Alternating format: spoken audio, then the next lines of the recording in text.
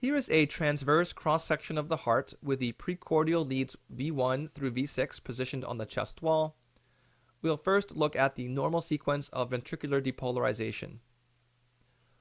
Once the electrical signal has passed through the His bundle, the next event is a left to right wave of depolarization through the interventricular septum. As this is directed towards V1 and away from V6, V1 registers a small positive R wave, while V6 registers a small negative Q wave. Then there is roughly simultaneous waves of depolarization through the right and left ventricles. As the left ventricle is typically more massive, there is more electrical activity directed towards it. Thus, the rest of the QRS complex in V1 is comprised of a large negative S wave, while that in V6 is comprised of a tall positive R wave. In right bundle branch block, there is still first left to right depolarization, resulting in an initial positive deflection of V1. For reasons I cannot explain, V6 in right bundle branch block is often lacking the small Q wave. The next event is unilateral depolarization of just the left ventricle. This is directed towards V6 and away from V1. What happens next is a slow and roundabout depolarization of the right ventricle via the periphery of the left ventricle. This results in a second positive deflection in V1 and a prominent terminal negative deflection in V6. Because depolarization of the right ventricle is inefficient and slow, as it's passing through non-conductive tissue, this final component of the QRS complex tends to be wider than the others, most evident in the wide terminal S wave in V6. Presence of a right bundle branch block is usually most quickly suggested by the overall appearance of the QRS complex in V1, which is sometimes described as M-shaped. Occasionally, trainees will be taught to look for the quote bunny ears, referring to the two separate R waves. I've found that using the bunny ears reference actually leads to greater confusion, as a similar pattern of prominent notching can occur in other leads without clinical significance, but which are frequently misinterpreted to be indicative of a major conduction block. In left bundle branch block, there is no left to right septal depolarization anymore.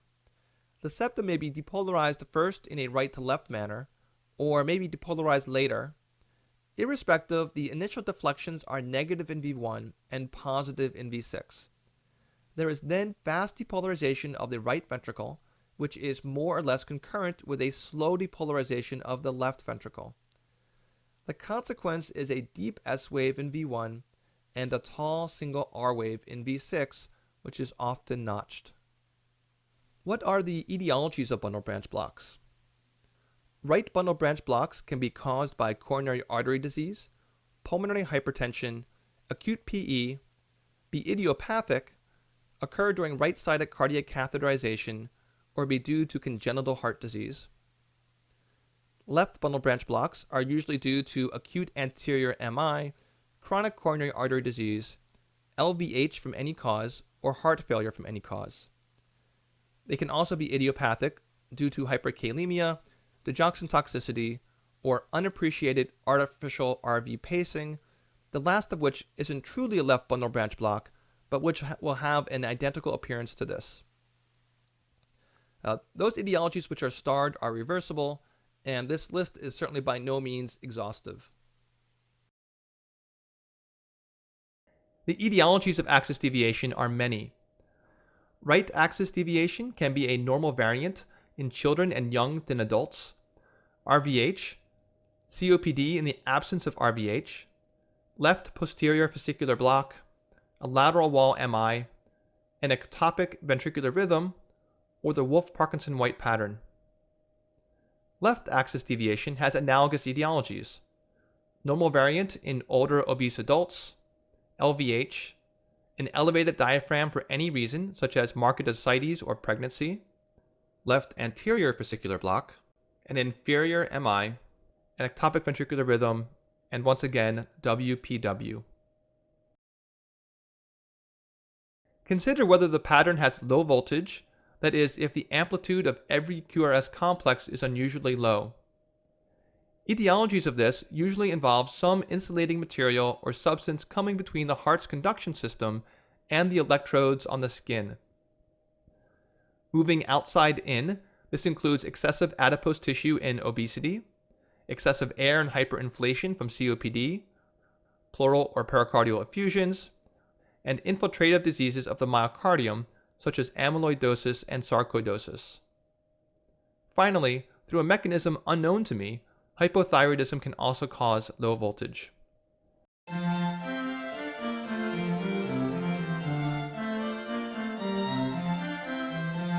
Typical EKG findings of HCM may include deep and narrow Q waves in the lateral and inferior leads. These represent an exaggeration of the normal septal Q waves due to septal hypertrophy. Other common EKG findings include general signs of LVH, that is high QRS voltage with widespread repolarization abnormalities, and specifically in the apical variant of HCM, one can see deeply inverted T waves in the precordial leads, much deeper and more symmetric than you see in the so-called strain pattern that often accompanies typical LVH. So here is a typical EKG of a patient with HCM and predominantly septal hypertrophy. The QRS voltages are generous, but not phenomenally so, and they might escape one's attention. However, look at those Q waves in the leads 1, 2, 3, AVF, and V4 through V6, particularly V6. Those Q waves are deep enough to be pathologic, but they are much more narrow than the typical Q waves one might see after a large MI. Deep but narrow Q waves in the inferior and lateral leads should always make you at least consider the possibility of HCM. The next condition to discuss is arrhythmogenic right ventricular dysplasia, or ARVD. ARVD is characterized by patchy fibrofatty replacement of the myocardium. This produces islands of scar that is a perfect setup for reentrant VT. As the name implies, it most commonly affects the right ventricle, particularly its inflow and outflow tracts, though it can spread to any part of the heart. Patients generally present between the ages of 20 and 50 with palpitations, syncope, and/or chest pain related to ventricular arrhythmias. RV failure may develop late in the course of the disease. Concurrent AFib is common. ARVD is associated with a very subtle but peculiar EKG finding called an epsilon wave, which is a tiny positive deflection tacked onto the end of the QRS complex in the septal precordial leads. It's a marker of delayed RV depolarization. Although they have also been described in cardiac sarcoidosis, epsilon waves are, in general, felt to be highly specific for ARVD, but with a sensitivity of only around 30%. Other EKG manifestations of ARVD include a regional prolongation of the QRS complex beyond 110 milliseconds in leads V1 through V3, T-wave inversions in V1 through V3, a right bundle branch block which can be either complete or incomplete, and a prolonged S-wave upstroke of greater than 55 milliseconds. Importantly, the EKG is not sensitive in ARVD, and it's been reported that as many as 50% of patients may have a normal EKG at presentation. The third condition on our list is Brugada syndrome. In Brugada, the heart appears morphologically and histologically normal. However, patients develop polymorphic VT and VF. Unlike most other causes of sudden cardiac death, events usually occur at rest or during sleep. Patients are generally otherwise asymptomatic, but some may experience nocturnal agonal respiration with gasping breaths during sleep, which may be due to transient ventricular arrhythmias. Brugada has a strong age and gender-related penetrance, most often manifesting in middle-aged men. Does this sound like anything we've already talked about? Sudden cardiac death occurring during sleep among middle-aged men and associated with gasping breaths is the same description of Bangungut, the Filipino version of sudden unexpected nocturnal death syndrome, and some researchers now believe these to be the same disease. In addition, patients with Brugada are at a higher risk of AFib than the general population, and those with AFib have a higher risk of VF than those without. Brugada exhibits autosomal dominant inheritance. Some cases are caused by mutations in a gene called SCN5A, which encodes a subunit of the cardiac voltage-gated sodium channel. This is a particularly problematic gene, as it's also been implicated in a form of congenital long QT syndrome, a form of familial dilated cardiomyopathy, and congenital sick sinus syndrome. The precise pathogenesis of how these genetic mutations lead to either the EKG manifestations or the arrhythmias is largely speculative. On EKG, patients with Brugada have a pseudo-right bundle branch block and persistent ST elevations in V1 and V2. There are two distinct Brugada patterns. In type 1, there is ST elevation of at least 2 millimeters, with a downsloping ST segment that leads into an inverted T wave. In type 2, there is also ST elevations, but instead of downsloping, the ST segment has a saddleback configuration, and the T wave is either upright or biphasic. As a general rule, type 1 is thought to carry a higher risk of ventricular arrhythmias and death. Here's a baseline EKG of a patient with a type 1 Brugada pattern. Notice in V1 and V2 the downsloping ST segment and deeply inverted T waves.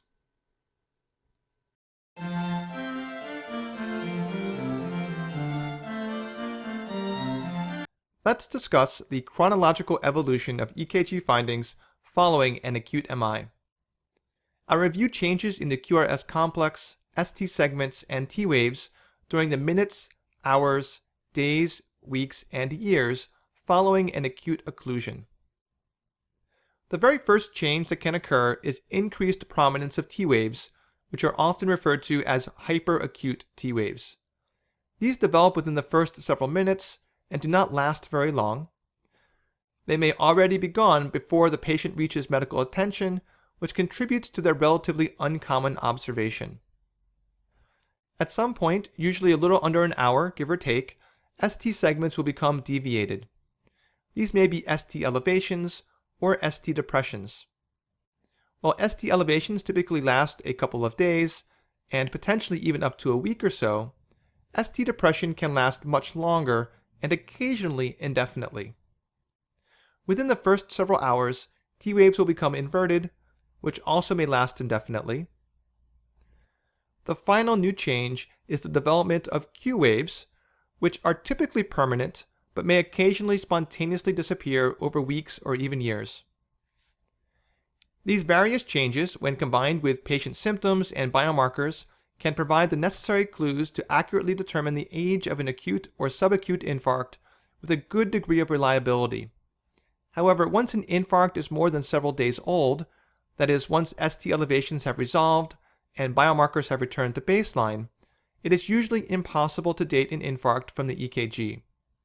In other words, an infarct that is 10 years old may look exactly the same way as on EKG as it did when it was only a week old. To understand how to connect an EKG tracing to anatomic localization, I'll need to also review those lead groupings.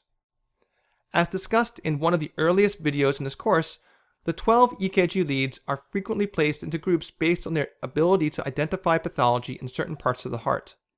For example, leads 2, 3, and AVF are the inferior leads, V1 and V2 are the septal leads, V3 and V4 are the anterior leads, and V5, V6, 1, and AVL are the lateral leads.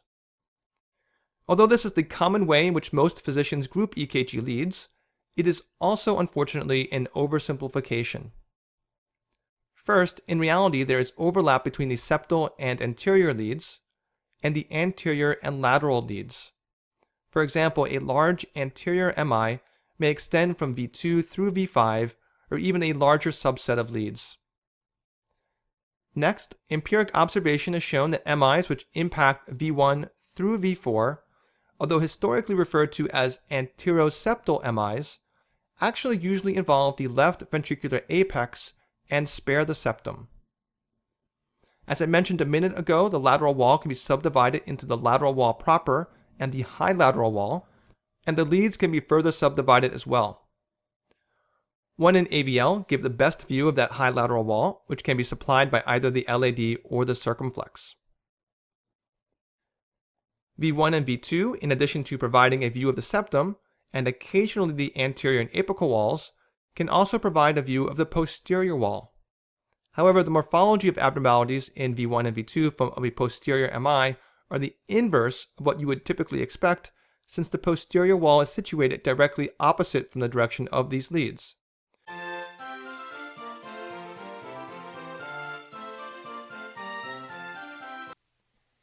Here is the heart in axial cross-section again, and here is our AV node with the His bundle, and this time with the right and left bundles. Let's examine the typical QRS complex in V1 and V6 in normal hearts, RVH, and LVH. In normal hearts, the initial phase of ventricular depolarization is a left to right wave of depolarization across the intraventricular septum. This results in an initial upwards deflection in V1 and an initial downward deflection in V6. This initial downward deflection is sometimes referred to as a physiologic septal Q wave as an acknowledgement to its origin. In reality, the source of this deflection may be more complicated than this, but this simplification is sufficient for understanding EKGs. After that initial deflection, right and left ventricular depolarization occurs nearly simultaneously. As the muscle mass of the left ventricle is normally much greater than that of the right, the net vector of the main phase of ventricular depolarization is directed away from V1 and towards V6. Thus, V1 registers a deep negative deflection, and V6 registers a tall positive deflection.